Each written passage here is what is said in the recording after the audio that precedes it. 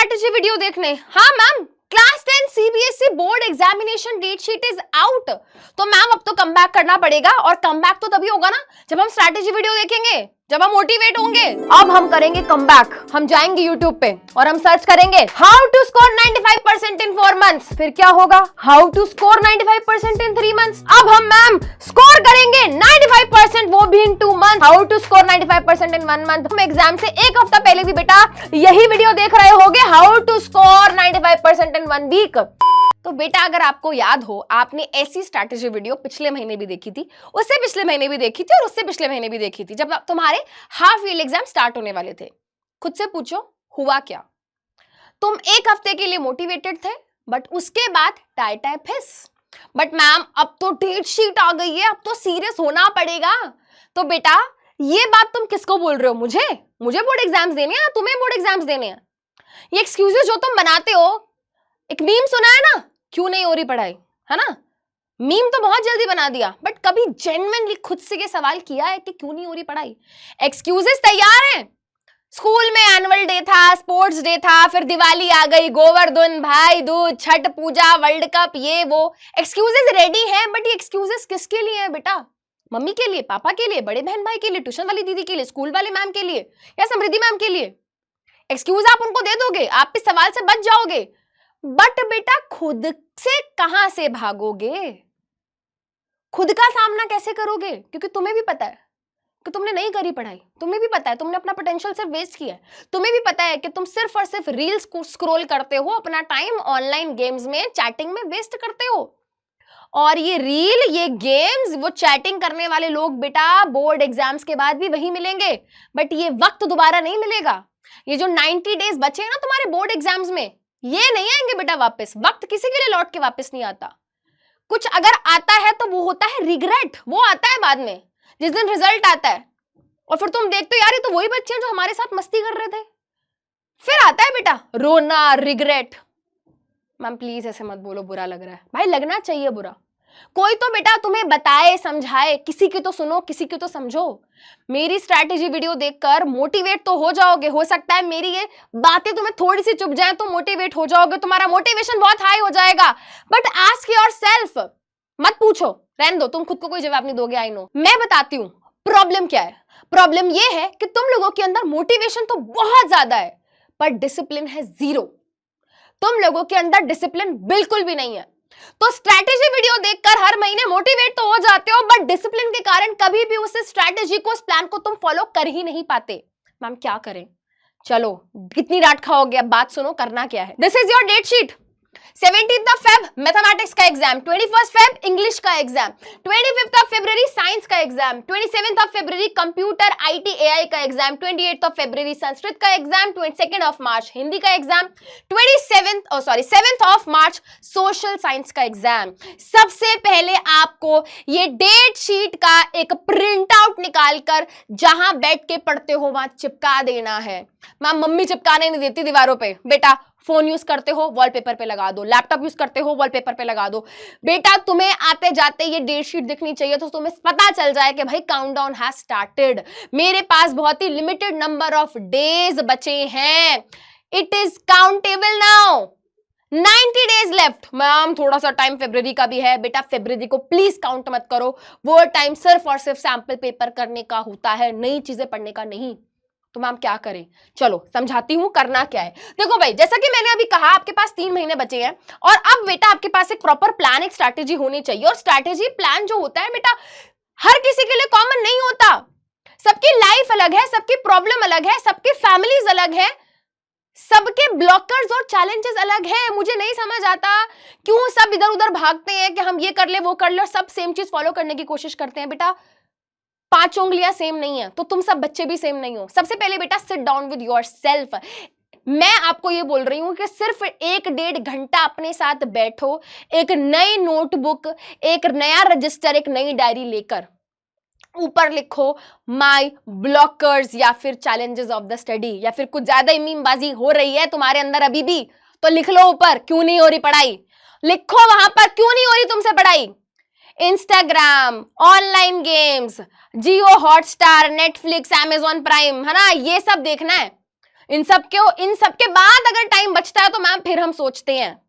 तो भाई मैंने क्या कहा, ये सब चीजें बेटा यही रहेंगी, कुछ नहीं होगा तो होगा वक्त, वक्त नहीं होगा बेटा।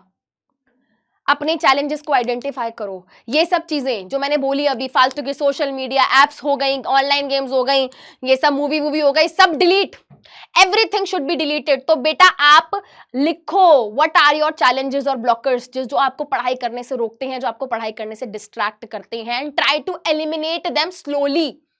एकदम से कुछ नहीं होता बेटा, धीरे धीरे करना पड़ता है और खुद के लिए करना पड़ेगा, राइट? लिख लिया।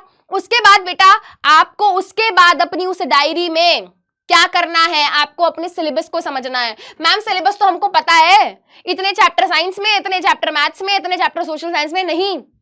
अपनी बेटा किताब को खोलिए, इंडेक्स को खोलिए, वहां सारे चैप्टर दिए हुए हैं। जो चैप्टर आपके हाफ ईयरली के दौरान अच्छे से प्रिपेयर हो गए थे उन पे टिक टिक मारते जाओ। जो चैप्टर पार्शियली प्रिपेयर्ड है, जिन पे अभी थोड़ी और मेहनत करने की जरूरत है, उन पे सर्कल करो। और जिन चैप्टर्स को आपने अभी तक टच भी नहीं किया है, जिनको आपको कुछ नहीं समझ आया है, उन पे क्रॉस लगा दो। एंड उसके बाद बेटा आप अपनी उस नई नोटबुक में, उस नई डायरी में लिखो, टेबल बनाओ, completed, partially done, not done. जो कंप्लीटेड चैप्टर है उनको टेबल में लिखते चले जाओ। मतलब हर सब्जेक्ट का एक अलग पेज बनाओ बेटा, इंग्लिश का, मैथ्स का, साइंस का, एसएसटी का एंड सो ऑन। तो आपको बेटा पता चल जाएगा कि मेरे साइंस में भाई ये 4 चैप्टर पेंडिंग है, मैथमेटिक्स में मेरे ये 8 चैप्टर पेंडिंग है, सोशल साइंस में मेरे ये 7-8 चैप्टर पेंडिंग है। तो फिर अब आपको ये पता चल जाएगा कि मेरे इतने इतने चैप्टर पेंडिंग है। For example across all the subject मिला के मान लेते हैं भाई आपके, है ना, 24-25 चैप्टर पेंडिंग है। निकल के तो ज्यादा आएंगे क्योंकि मुझे पता है ना बेटा, सारे सब्जेक्ट के मिला के। तो अब आपके भाई दिमाग में आपको ये हो जाएगा, भाई मेरे इतने चैप्टर पेंडिंग है, इतने डेज बचे हैं, मेरे 22 चैप्टर बचे हैं, फिजिक्स, केमिस्ट्री, साइंस, मैथमेटिक्स, ये सब मिला के, सोशल साइंस मिला के। तो भाई तुम्हें अब दिमाग में हो जाएगा ना कि यार 90 दिन बचे हैं, इतने चैप्टर बचे हैं, तो मुझे किस रेट से, मुझे कैसे आगे इनको कवर करना है, तभी तो स्ट्रेटेजी बना पाओगे। अब तुम्हारे पास कोई टारगेट ही नहीं है, तुम्हारे पास कोई टारगेट ही नहीं है, तो तुम मेहनत क्या करोगे? तुम्हें यही नहीं पता तुम्हें करना क्या है। Right it down somewhere, understand your syllabus का मतलब ये है। और उसके साथ साथ बेटा understand the question pattern also. आपने बेटा बहुत सारे क्वेश्चन पेपर देख लिए होंगे, हो सकता है जाके PYQs, but please understand this, इस साल सीबीएसई ने अपना पेपर का पैटर्न बदला है। साइंस का पेपर का पैटर्न कंप्लीटली चेंज हो गया इस साल, पिछले साल जैसा नहीं आएगा। सोशल साइंस का पैटर्न बेटा कंप्लीटली चेंज्ड है। तो please refer to some good sample papers. और बेटा रही बात कि मैम हम पढ़ लेंगे उससे काम नहीं चलेगा, क्या नहीं चलेगा बेटा? क्योंकि हम पिछले 2-3 साल से देख रहे हैं बच्चे पूरा सिलेबस कवर करके जाते हैं, बट पेपर में कुछ ऐसे क्वेश्चंस आते हैं घुमा फिरा के जो बच्चों ने एनसीईआरटी में कभी देखे ही नहीं थे।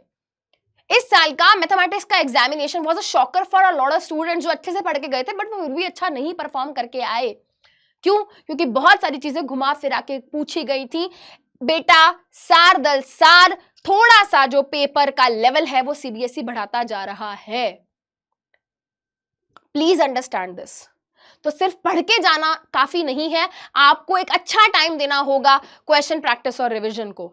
ठीक है, चलो सिलेबस समझ लिया, पेपर का पैटर्न समझ लिया। मैं तो ये बोलूंगी कि एक बार सीबीएसई की वेबसाइट पे जाओ, क्वेश्चन पेपर जो सैंपल क्वेश्चन पेपर है उनको डाउनलोड करके सेव करके रख लो और उनमें देखो। भाई तुमने अगर मान लो केमिस्ट्री के, सॉरी तुमने साइंस के मान लो बेटा 7 चैप्टर तुम्हारे कवर हैं, तो वो 7 चैप्टर के क्वेश्चन देखो कैसे कैसे क्वेश्चन आए हैं सैंपल पेपर में, तो तुम्हें पता चल जाएगा कि भाई मेरी जो तैयारी है वो कितने लेवल पे है। मैं अभी यहाँ हूं, कहाँ हूं मैं अपनी, सॉरी टू से मैं ये वर्ड नहीं यूज करना चाहती, बट भाई अपना लेवल क्या है, अपनी औकात क्या है, हमें कितनी और मेहनत करनी है पता होना चाहिए। ठीक है, तो please refer to sample papers, please refer to question papers, please, that is important. चलो उसके बाद बेटा सेट अचीवेबल टारगेट्स। मैं बार बार ये बोल रही हूं बेटा, टारगेट सबके अलग होने वाले हैं। किसी के 12 चैप्टर पेंडिंग है, किसी के 20, किसी के 25, किसी के 35। अपने टारगेट सेट करो। मुझे नवंबर में 30 दिन मिले हैं, तो इन 30 दिन में मुझे ये 10 चैप्टर तो कवर करने ही करने हैं।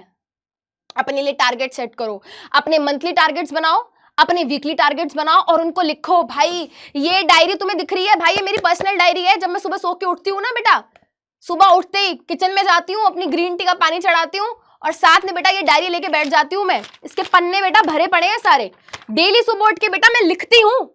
आज की तारीख देख रहे हो बेटा, आज 31 अक्टूबर है, यहाँ पे मैंने लिखा हुआ है कि आज मुझे क्या क्या काम करने हैं। और जब मैं सोती हूँ ना उससे पहले मैं डायरी खोल के देखती हूँ कि मैंने आज क्या क्या इसमें से किया और क्या क्या नहीं किया, और जो मैं नहीं कर पाती वो मैं आगे क्या कर देती हूँ, कैरी फॉरवर्ड कर देती हूँ कि कल मुझे ये करना है।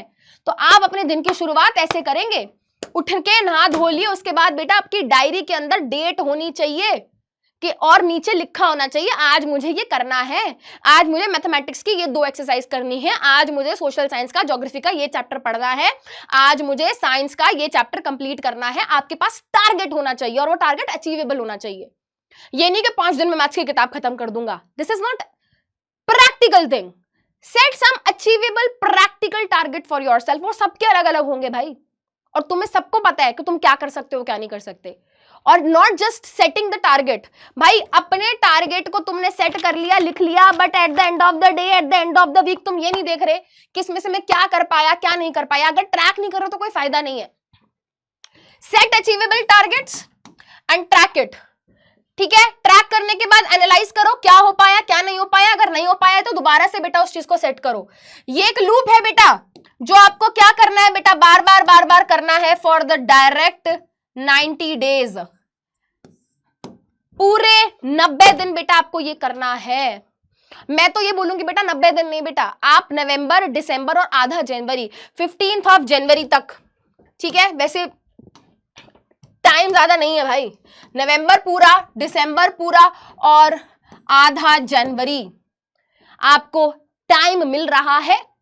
अपने पूरे सिलेबस को कैसे भी करके कंप्लीट करो, कोशिश करो 31 दिसंबर तक हो जाए। बट नहीं यार, मैं समझती हूँ कुछ ना कुछ चैलेंजेस आएंगे, प्रॉब्लम आएंगी, फिर भी 10-15 जनवरी तक बेटा अपना सिलेबस पूरा करो। आखिरी के 15-25 दिन जो भी हैं, question practice sample paper, question practice sample paper, question practice sample paper, revision. ठीक है, 15 दिन जो जनवरी के बचेंगे बेटा उसमें अच्छे तरीके से रिवीजन, और रिवीजन भी बेटा क्वेश्चन प्रैक्टिस करोगे तो रिवीजन खुद ब खुद होती चली जाएगी। ठीक है, उस समय बैठ के बेटा आपको जितने क्वेश्चन प्रैक्टिस करोगे उतना ज्यादा बेनिफिट होगा। और ये जो आखिरी का टाइम बचेगा ना बेटा, फरवरी का आखिरी के 15 दिन जो बचेंगे बेटा, इसमें आपको 15 दिन तो भाई काउंट ही मत करो, 17 तारीख को तो तुम्हारा पेपर है, 17 तारीख को तो तुम्हारा मैथ्स का पेपर है, तो 10 फरवरी तक टाइम मान के चलो। आखिरी के 6 दिन जो होंगे 11 से लेके 16 तक, तब तो सिर्फ मैथ्स पढ़ना है। तो 10 फरवरी तक, 1 से लेके 10 फरवरी बेटा आपको सिर्फ और सिर्फ करने हैं सैंपल पेपर। मैं बार बार सैंपल पेपर पे एम्फेसाइज इसलिए कर रही हूं क्योंकि बेटा पेपर का पैटर्न बदला है। पेपर जो आपको प्रीवियस ईयर पेपर्स मिल जाएंगे उसमें से क्वेश्चन मिल जाएंगे, बहुत अच्छी बात है, उनको करके जाना है। बट भाई सैंपल पेपर क्या है, इट इज इंपॉर्टेंट, क्योंकि 30 जुलाई को नया सैंपल पेपर का पैटर्न रिलीज किया है बेटा। मैं जनरली नहीं बोलती बच्चों को किताबें खरीदो, क्योंकि मुझे पता है बेटा बच्चे नहीं अफोर्ड कर पाते। अगर आप अफोर्ड कर सकते हो तो please invest in a good sample paper. बहुत हेल्प होती है बेटा, बहुत हेल्प होती है। आपको एटलीस्ट कम से कम 5 से 6 सैंपल पेपर हर सब्जेक्ट के करके जाने हैं। मुझे नहीं पता कैसे करोगे। 1 से लेके 10 फरवरी तक 2 दिन 3 दिन बेटा आप सैंपल पेपर करो, साइंस के 2-3 दिन सैंपल पेपर करो बेटा, मैथमेटिक्स के 2 दिन, सोशल साइंस के 1 दिन बेटा बैठ के पूरा देख लो इंग्लिश के कैसे कैसे क्वेश्चंस आ रहे हैं, हिंदी के कैसे आ रहे हैं, पर सैंपल पेपर करके जाने हैं, इंपॉर्टेंट है। पीवैक्यूज इंपॉर्टेंट है, और वो यार तभी कर पाओगे जब तुम्हारा सिलेबस टाइमली कंप्लीट होगा। और सिलेबस कब टाइमली कंप्लीट होगा बेटा, जब आप अपने माइंड को समझाओगे। अगर एक्सक्यूजेस देते रहोगे तो कोई फायदा नहीं है। और अगर यहाँ पे कोई बच्चा ऐसा है जो ये सोच रहा है कि अरे मैम हम तो आखिरी में मैम हम मैराथन वीडियो देख लेंगे पास हो जाएंगे, तो बेटा जी congratulations, I am sorry to say, आपके जीवन में आपका टारगेट इतना छोटा है, आपकी सोच इतनी छोटी है, तो सॉरी टू से आप बड़े व्यक्ति बन ही नहीं पाओगे।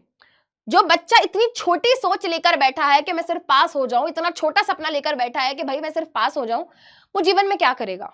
बच्चा छोटी एज से ही अगर बड़ा सोचता है तो वो बड़ा बन भी जाता है। ठीक है, तो time has started, the countdown has started, come back होगा कैसे, रीसेट बटन दबा के। और आज हम रीसेट बटन दबाएंगे, दोबारा से अपना फोकस एडजस्ट करके रिफोकस करेंगे और रीस्टार्ट करेंगे। Thank you so much.